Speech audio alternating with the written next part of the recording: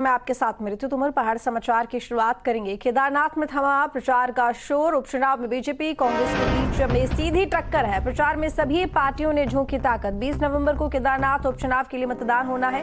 शांतिपूर्ण मतदान के लिए प्रशासन ने अपनी कमर कस ली है। 90,800 से ज्यादा वोटर करेंगे मताधिकार का प्रयोग। तो ये बड़ी जानकारी आपको दे रहे हैं। बता दें कि 20 नवंबर के मतदान के लिए आज ये प्रचार थम चुका है। केदारनाथ में उपचुनाव है। उपचुनाव में बीजेपी कांग्रेस के बीच में सीधी टक्कर है। प्रचार में सभी पार्टियों ने अपनी पूरी ताकत झोंक दी है। 20 नवंबर को केदारनाथ उपचुनाव के लिए मतदान किया जाएगा और 23 नवंबर को परिणाम घोषित होंगे। शांतिपूर्ण मतदान के लिए प्रशासन ने पूरी तैयारी कर ली है। 90,800 से ज्यादा वोटर मताधिकार का प्रयोग करेंगे। उत्तराखंड के केदारनाथ विधानसभा उपचुनाव के जोर शोर से जो प्रचार प्रसार चल रहा था वो थम चुका है। इसके बाद प्रत्याशियों के किसी भी तरह की रैलियां, जनसभा और शक्ति प्रदर्शन पर रोक लग चुकी है। प्रत्याशी अब सिर्फ डोर टू डोर प्रचार कर जनता से वोट की अपील कर सकते हैं। केदारनाथ उपचुनाव के लिए 20 नवंबर को मतदान होगा, जबकि 23 नवंबर को मतगणना होगी और सीट पर 6 प्रत्याशी मैदान में है। केदारनाथ उपचुनाव के लिए 90,875 मतदाता प्रत्याशियों के भाग्य का फैसला करेंगे। इसमें 44,919 पुरुष और 45,956 महिलाएं मतदाता शामिल हैं, जबकि 1,092 दिव्यांग, 641 मतदाता 85 साल से अधिक उम्र के हैं। वहीं फर्स्ट टाइम वोटर की संख्या 2,441 है। तो बता दें कि 20 नवंबर को केदारनाथ उपचुनाव के लिए मतदान होगा और 23 नवंबर को परिणामों की घोषणा भी हो जाएगी। इस सीट पर सभी की नजरें, हालांकि कांग्रेस अपनी तरफ से जीत का दावा कर रही है। जिस तरीके से हमने देखा कि पिछली बार जब बद्रीनाथ में चुनाव हुआ तो कांग्रेस ने बाजी मारी। ऐसे में कहीं ना कहीं ये उम्मीद है कांग्रेस को कि वही तस्वीर हमें केदारनाथ में भी देखने को मिल सकती है, लेकिन कांटे की टक्कर दिखाई दे रही है। अजीत सिंह राठी हमारे साथ में जुड़े हुए हैं। अजीत, अब क्योंकि प्रचार प्रसार थम चुका है, अब सिर्फ डोर टू डोर प्रचार कर जनता से वोट की अपील कर सकते हैं तमाम नेतागण। किस तरह की तस्वीर प्रचार के दौरान देखने को मिली है, क्योंकि केदारनाथ की सीट को लेकर भी कांटे की टक्कर है दोनों ही पार्टियों की तरफ से? देखिए ऋतु, आपने बिल्कुल सही कहा, कांटे की टक्कर है। आज शाम 5 बजे तकरीबन तो जो एक तय सीमा थी निर्वाचन आयोग की तरफ से, उस समय प्रचार का शोर थम गया था। सभी जितने भी पॉलिटिशियन बाहर से आए हुए थे, निर्वाचन आयोग की गाइडलाइन के अनुसार उनको केदारनाथ विधानसभा क्षेत्र से बाहर जाने की डायरेक्शन थी, वो सब बाहर चले गए। और इस समय जो लोकल लोग हैं, केदारनाथ विधानसभा क्षेत्र के रहने वाले पॉलिटिशियंस हैं या उनके जो पार्टी के जिला अध्यक्ष वगैरह हैं, तो वो अब साइलेंट स्ट्रेटेजी पर काम होगा। वो डोर टू डोर जाकर लोगों को नॉक करेंगे, अपने पक्ष में वोट डालने का के लिए उनको प्रेरित करेंगे, उनसे रिक्वेस्ट करेंगे, जैसा बहुत पुराने टाइम से होता आया है। कुल मिलाकर 4-5-6 दिन में हमने यहाँ पर ये देखा है, बहुत इंटरेक्शन लोगों से किया है, बहुत लोगों से मुलाकात की है न्यूज स्टेट की टीम ने, बहुत सारी जन समस्याओं को सामने रखा है। तो कुल मिलाकर बात यह है कि एक तो ये मुकाबला पिछले 10 साल में पहली बार भाजपा और कांग्रेस के बीच पूरी तरह से सिमटता हुआ दिख रहा है। तो अभी तक पिछली बार क्या था कि तो पिछली बार जो भारतीय जनता पार्टी की विधायक जीती थी तो कांग्रेस तीसरे नंबर पर चली गई थी और 2017 में भाजपा चौथे नंबर पर चली गई थी।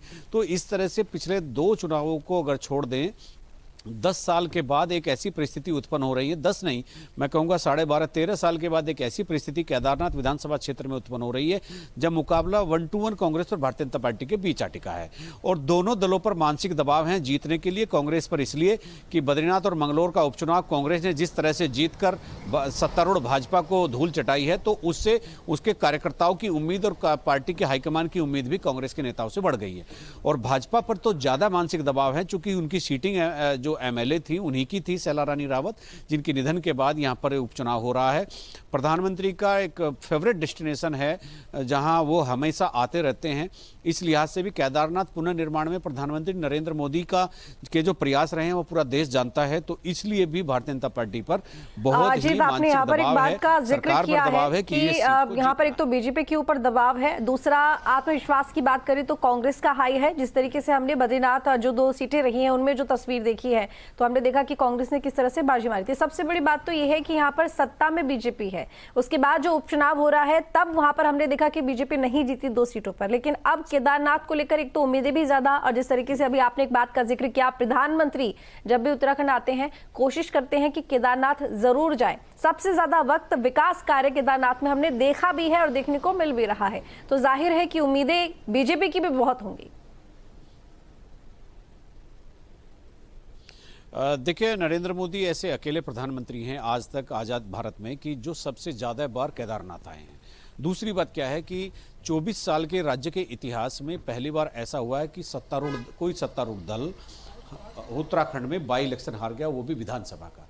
तो पहली बार ऐसा हुआ कि भाजपा को यहाँ पर हारना पड़ा और कांग्रेस जीत गई, जबकि सरकार भाजपा की थी। बाई इलेक्शन को हमेशा सरकार के पक्ष में मान लिया जाता, लेकिन ऐसा हमेशा होता नहीं है और 24 साल का रिकॉर्ड ये टूटा और भाजपा को 2 विधानसभा सीटों के उपचुनाव में हार का मुंह देखना पड़ा।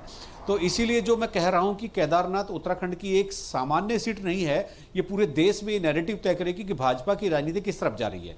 चूंकि बड़े धार्मिक स्थलों को अगर आप देखते हैं तो अयोध्या में हार, फिर उसके बाद बद्रीनाथ के उपचुनाव में हार, और अगर केदारनाथ भी भाजपा हार जाती है तो ये जो नैरेटिव विपक्ष सेट करने की एक कोशिश कर रहा है कि अयोध्या के बाद बद्रीनाथ, बद्रीनाथ के बाद फिर केदारनाथ भी भाजपा हार गई और हिंदू धर्म के अग्रदूत होने का दावा करती हैं भारतीय जनता पार्टी के नेता, हिंदू धर्म के रक्षक होने का दावा करते हैं और तमाम ऐसी चीजें होती है जो आपने और हमने और सभी और इस देश की पब्लिक ने देखी है।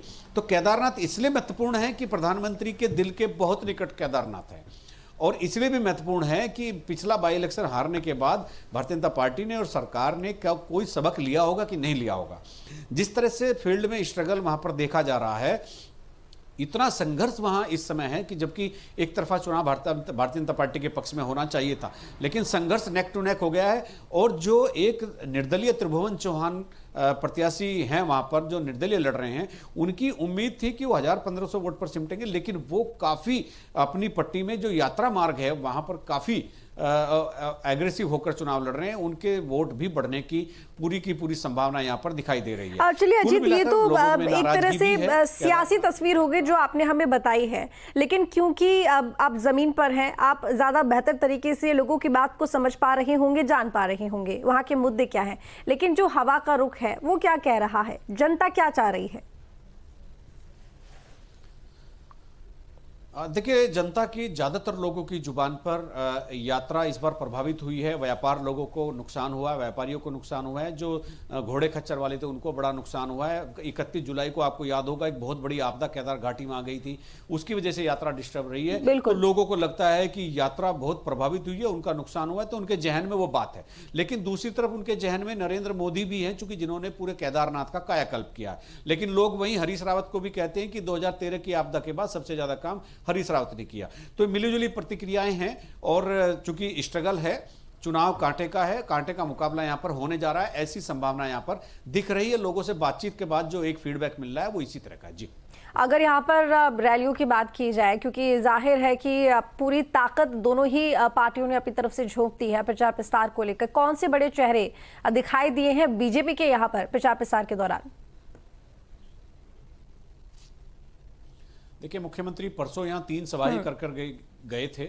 आज फिर उन्होंने गुप्त काशी में, जो यात्रा मार्ग का सबसे बड़ा शहर है, उस शहर में जनसभाएं की, मोटरसाइकिल रैली निकाली। दूसरी तरफ हरीश रावत वहीं पर डेरा डाले हुए हैं, नेता प्रतिपक्ष जसपाल आर्य वहीं पर डेरा डाले हुए हैं और कांग्रेस के प्रदेश अध्यक्ष करण मारा वहीं पर हैं। गणेश गोदियाल तो पूरे पहले दिन से मनोज रावत जो कांग्रेस के प्रत्याशी उनके साथ चल रहे हैं। इधर भाजपा में मुख्यमंत्री के अलावा अगर हम देखते हैं तो पूर्व मुख्यमंत्री त्रिवेंद्र सिंह रावत, भारतीय जनता पार्टी के राष्ट्रीय मीडिया प्रभारी अनिल बलूनी, प्रदेश अध्यक्ष महेंद्र भट्ट और तमाम मंत्रियों की फौज वहां पर उतरी हुई थी। और भाजपा की स्ट्रेटेजी इस तरह की थी, उनको कहीं आशंका थी कि लोगों के मन में नाराजगी है। एक छोटे छोटे मंडल के प्रभारी कैबिनेट मंत्री बनाए गए हैं, सुबोध दुनियाल, सौरभ बहुगुणा, सतपाल महाराज, उनको एक छोटे छोटे मंडल का प्रभारी बना करके वहां झोंक दिया गया है। गणेश जोशी, तमाम मंत्री यहां पर उतरे हुए हैं। तो भाजपा को कहीं ना कहीं आशंका थी कि यात्रा का जो फर्क है वो लोगों के जहन में है, और दिल्ली में जो केदारनाथ मंदिर की स्थापना वाला जो एक इशू था वो भी वहां के लोगों के जहन में है। लेकिन मोदी के किए हुए काम, प्रधानमंत्री के किए हुए काम भी लोगों के जहन में है, हरीश रावत के काम भी जहन में, लेकिन लोगों की प्रतिक्रियाएं बड़ी तीखी हैं। अगर वो वोट में तब्दील होगी तो संघर्ष और कड़ा हो सकता है। जी, चलिए ठीक है अजीत, बहुत शुक्रिया। और काफी हद तक आपने हमें ये क्लियर कर दिया है कि क्या कुछ सियासी तस्वीर हमें केदारनाथ में देखने को मिल रही है और किस तरह के परिणाम आ सकते हैं। बहुत धन्यवाद आपका। आगे बढ़ेंगे। उपचुनाव का रण दिलचस्प होता जा रहा है।